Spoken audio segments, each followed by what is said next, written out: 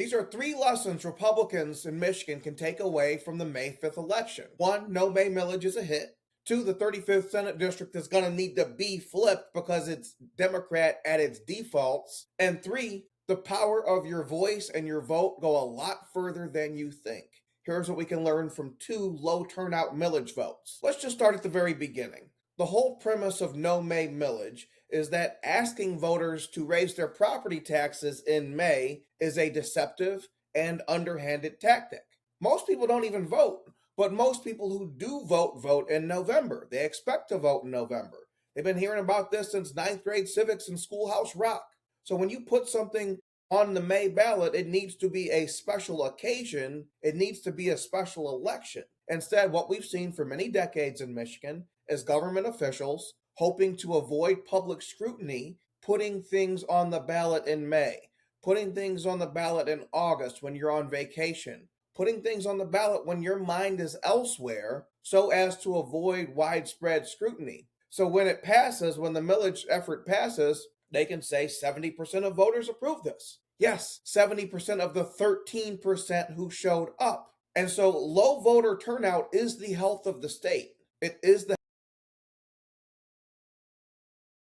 say I'm a school board president. I would love it if the only people who showed up to these millage votes were me, my colleagues, district employees, and the most involved PTA parents, which is to say interested parties. But those interested parties don't just raise money among themselves, they raid money from the rest of us, including people who don't even have kids in school. I always evaluate government for form and function. The form and function of a May election that's about your property taxes is to raid money from the public while also evading public scrutiny. This is an underhanded tactic, and it's our job as taxpayers to punish this. Friends don't let friends miss off-cycle elections. Quite frankly, at this point in our economic life cycles, we can't afford to miss one. We better show up for every single one. Perfect example, right up the road on the east side of Metro Detroit, Macomb County. Roseville schools. Now, Roseville is a nice area, good people,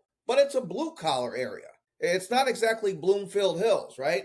So why then did the people of Roseville, the people of the Roseville School District, just pass a $175 million school bond? I've been to Roseville. Nothing I've ever heard about the education system in Roseville indicates that $175 million more dollars is going to make kids learn better there. And yet it just passed. Why did it pass? With low voter turnout, with a May 5th election date, these government officials get all the benefits of calling it democratic while acting in an undemocratic way by avoiding scrutiny. If the no May and no August millage movement were to pick up steam, hopefully what we saw in Roseville last night will be the last time we ever see one of these huge millage votes pass on an off-cycle election. And in fact, the more righteous you think your cause is, the more reason it is to wait until November. We don't want to hear about your fiscal years. We don't want to hear about the senior citizens or the special education students or the athletic ball fields or public safety.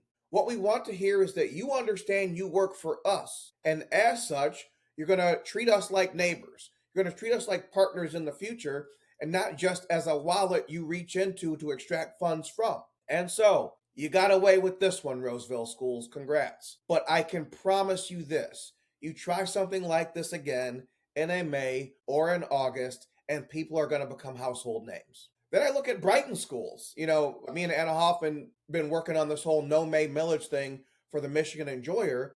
And Anna listed Brighton schools, their $156 million facilities millage. That was number one on our list, and that did lose. What we learned is the no May millage movement is working because the scales are falling from people's eyes.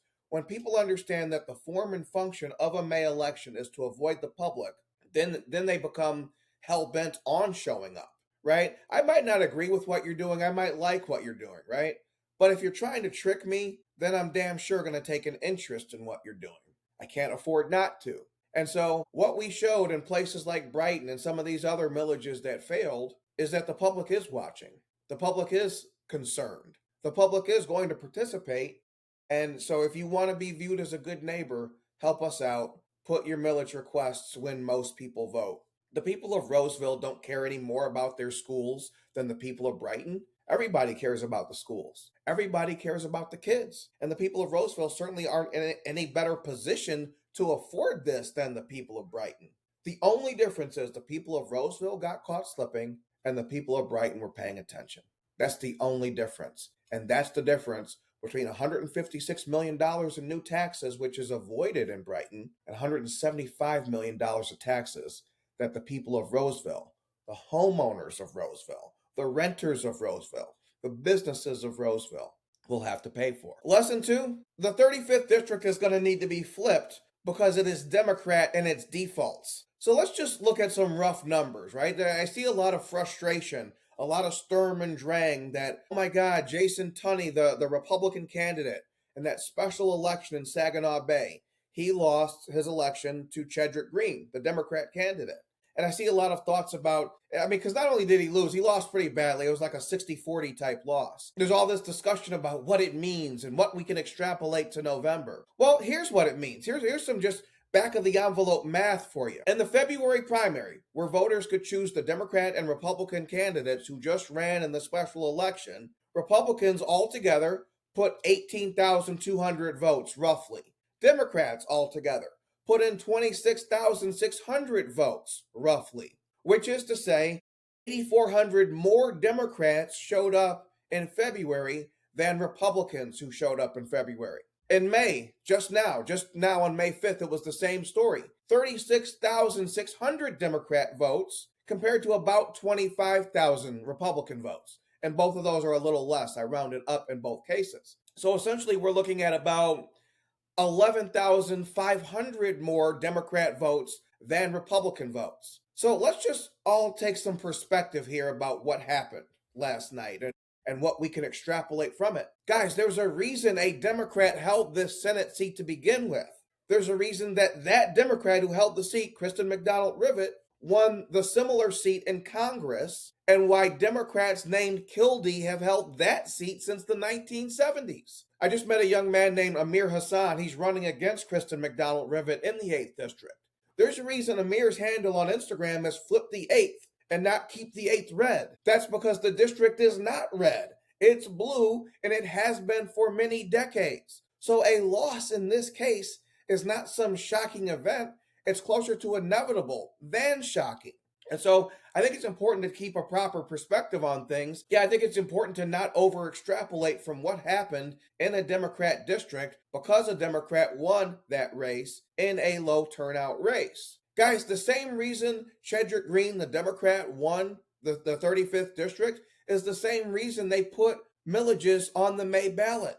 Democrats are habituated to showing up and voting throughout the political calendar because in the mind of the Democrat voter, to vote is to get free stuff. So essentially they're voting for free stuff. And so that connection that, you might not show up to avoid a millage vote, but they do show up because they think they'll benefit from government largesse on the back end. So Democrats are habituated to showing up throughout the calendar, on cycle, off cycle, presidential, off presidential. They show up for governor's races. They show up for mayor's races. They show up for county commission races. They show up for every millage because they think there's material gain to be had in so doing.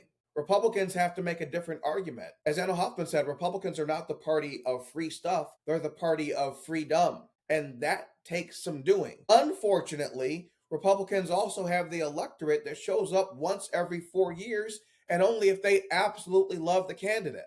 And in so doing, what you end up doing is ceding a lot of territory to Democrats, to communists, to your neighbors to tax you out of your home. And so they put these things. Roseville? Have you ever been to Roseville? $5 million school millage? Are you kidding me? But it passed because who was going to stop it, right? All the people who normally show up are the only ones who care to show up. And so if we as a party, if we as a movement start showing up throughout the political calendar, what's the Democrats' next move in that case? Guys, there's a reason why our Secretary of State, Jocelyn Benson, is so opposed to the citizen-only voting constitutional amendment, where they're trying to get that on the ballot for November. They say they have the signatures. We will see what happens. There's a reason Jocelyn Benson opposes the Save America Act, which would require proof of citizenship to even register voters in the first place. And that reason is Democrats are at the end of their rope demographically.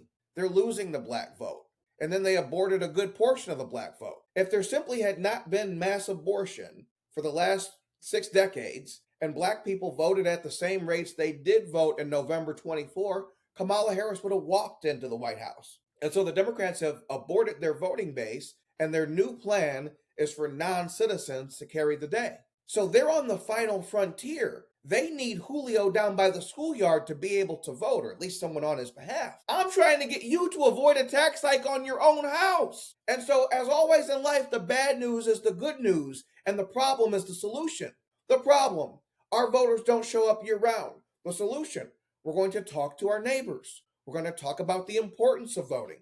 We're going to talk about the consequences that come with elections and what happens after those elections that you skip, the one you thought didn't matter, the vote you thought didn't count. Well, here's what happened then, and here's how that did impact your life. So don't lose heart because of a loss in the 35th district, which could have and should have been predicted. It would have been a radical act had Jason Tunney won the election, had any Republican been able to win the election. I evaluate government for its form and function. I evaluate people's actions for form and function. Whitmer waited 200 days after Kristen McDonald-Rivet left the Michigan Senate for Congress. She waited 200 plus days after that to even call for this special election, which happened more than 200 days after she called it. So basically, whoever won was only going to get the seat for 6 months, and they're going to have to run in November to get the next 4-year term. Gretchen Whitmer feared a scenario wherein a Republican would win. They would capture that last bit of the Trump red wave from 24. The Michigan Senate would be deadlocked, and here she is with a Michigan House controlled by Republicans, a Michigan Senate that can block everything because there's equal amounts of Republicans and Democrats, and she would be a lame duck many months early. I'd argue she already is a lame duck, but even more so, right? Even more so. There would not even be a pretense that she'd be able to enact her vision in Michigan. And so to keep the whole thing going, Democrats put every piece of firepower they had. They had Whitmer go out there. I think I saw Jim Blanchard out there. They had Jocelyn Benson. They had Alyssa Slotkin. Every big name they could bring to bear for Chedrick Green, they did. And so what that told me is that Republicans wanted to win the seat. Democrats knew they could not afford to lose it because that loss would have been so much worse for them. What would the headline be right now if a Republican won a seat in a Democrat stronghold, flipped a seat essentially from blue to red going into November? What would the headlines be? And what would those headlines say about Gretchen Whitmer and the Whitmer impact on Michigan politics? They wouldn't say good things, right? So if Whitmer thought for sure that a Democrat would have won, or that the Republican who did win would be like the Republicans in her first term, where they signed 1,000 laws together in those first 4 years, do you think Whitmer would have delayed? Of course not. Of course not. And so Whitmer's delay tactics themselves tell you something. It tells you that Whitmer knows there's a different type of Republican in Lansing right now, and she feared bringing another one to town. But Whitmer's fears were based on a read of the Republican Party. They were not based on a read of the district itself, which was Democratic, which is Democratic, which, as Amir Hassan would tell you, would need to be flipped to not be Democratic. And so, yeah, there's no residuals left from the Trump red wave. Jason Tunney is going to have to get it out the mud. Amir Hassan is going to have to get it out the mud because this district is what it is, and it would need to be flipped to win. So I wouldn't take too much from the loss. The loss is closer to inevitable than shocking. Number 3, your vote matters and your influence matters.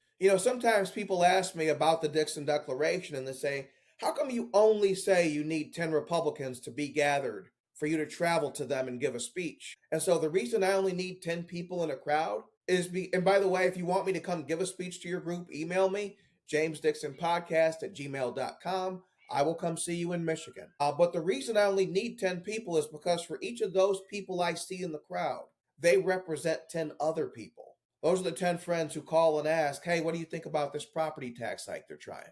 Hey, what do you think about this guy, Mike Duggan? He says he's an independent, not a Democrat. Hey, what do you think about this ranked choice voting thing? That's the calls that you all get. And what I'm imploring you all to do is turn that call around. What if you're the one making the call? What if you're the one making yourself available to your friends to answer any questions they might have? Questions they might be afraid to ask because they're so basic. But we have to make ourselves available to be the teachers. We can't expect the student to know what they don't know or to seek out voluntarily to fill that gap. We have to make ourselves available to that. And so, in two stories here, real quick, you have the power of a single vote, and then you're going to see the power of what happens when you 10x your vote. So here's two examples, and this also ties into No May millage. Hopkins Schools in Allegan County. They wanted $110 million to erect and equip new school buildings, get new school buses, that kind of thing. And this is one of those examples that civics teachers in Michigan, especially in Allegan County, will be talking about for the next 50 years because it's just so perfect. It's so perfect that I hope they don't find some other vote to mess this up. I hope it just stays the way it is because it is that exact Schoolhouse Rock example you want for kids when you talk about the weight and the power of your vote. So for the Hopkins School millage, 1,091 people vote yes and 1,091 people vote no. Because a millage needs a majority vote, not a tie and not a loss, the millage failed. So what does that mean? That means one single person motivated by the message of No May millage who stands up and says, why are they putting this on the May ballot? Isn't that kind of underhanded? Aren't they being a little bit sneaky? One person who gets annoyed and shows up and stands up and puts on their pants and goes to vote, that one person was able to save their neighbors $110 million in property tax hikes. People always want to know what's the impact, right? What's the point of it all? I show up and vote and nothing happens. Yeah, because you're focused on national politics. You're hoping that the one representative out of 435 congressmen, that person goes to Washington and changes a town that's built to not be changed. And then when that doesn't happen because Washington politics is more of a bad TV show than a place where things get done, you get disheartened. What if I told you you're putting your focus and your energies into the wrong place? What if I told you that local and state politics, you could actually leave your fingerprints on the state? You could actually make your mark on the place you call home. One single person motivated to say no May millage. Not today. Not May 5th. Not ever. Do not interrupt me while I'm eating tacos and drinking margaritas. That one person saved their neighbors $110 million. That's the power of your vote.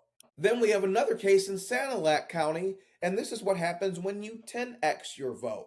Like I said, I'm not Lance Griffin, but I do listen to him carefully, and his theory of the case is exactly right. If all of the Republicans in Michigan simply reached out to 10 friends, we could change the face of Michigan forever. Lance believes there's 1.7 million people in Michigan, Republicans, who don't vote regularly. Those are those low propensity voters that Donald Trump had so much success with and everyone else has less success with. Well, what I find in life is that you have not because you ask not. These people aren't showing up because no one's told them the importance of showing up and no one's asked them to come with them to the polls. What if we were those leaders? Your friends already view you as a leader. What if you acted as one? What if you embraced it?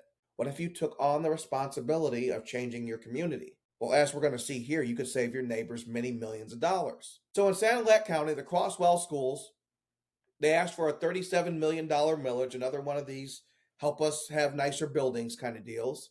It lost by 10 votes with only 200 people voting.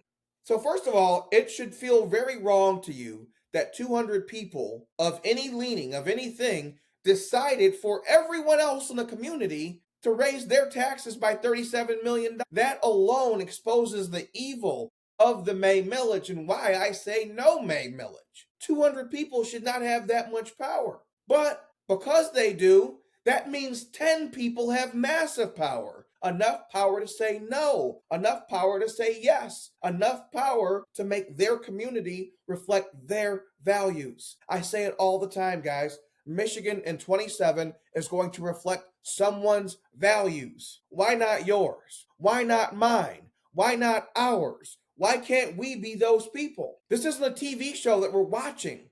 This is a game that we are partaking in. And I'm not playing if I'm not here to win. Why are you here? Hopefully to win. And so what did we learn in Sanilac County? One person calling 10 neighbors is enough to save their neighbors millions of dollars in property taxes. These kind of stories are the ultimate confirmation of make politics local again. They're the ultimate confirmation of no May millage. And they're why we're going to be hitting no August millage equally hard. Because what they're trying in Oakland County, where I live, a county-wide education millage that they were so afraid of word getting out that Carol Beth LeCouey in Rochester, on the Rochester School Board, divulged this information, found herself censured by her colleagues, pulled off committees, and denied access to routine information. Effectively, the people who voted for Carol Beth have been disenfranchised because of the very small egos among her colleagues who've chosen to not treat her as a fellow board trustee. What does that overreaction to the truth tell you?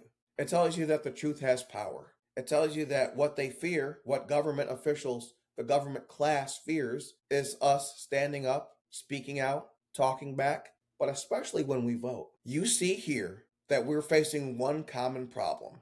The Republican voter does not regularly vote. The answer to May millages is the answer to what happened in the 35th district, to get the Republican voter in the habit of showing up year-round, on-cycle, off-cycle, and understanding they can't afford not to. So that's it. That's all. That's my 2 cents. That's James Dickson Podcast take on 3 lessons we can learn from the May 5th election. I'll be back with you guys soon. As always, we're here for a good time, not a long time. Subscribe to my Substack. I'm looking for 10 new paid subscribers in May. Subscribe to me on X and subscribe on Spotify. Give me that 5-star rating. Help me reach people who don't normally listen to this kind of thing. Don't just hoard this knowledge to yourself. Share it out with your friends, and God bless.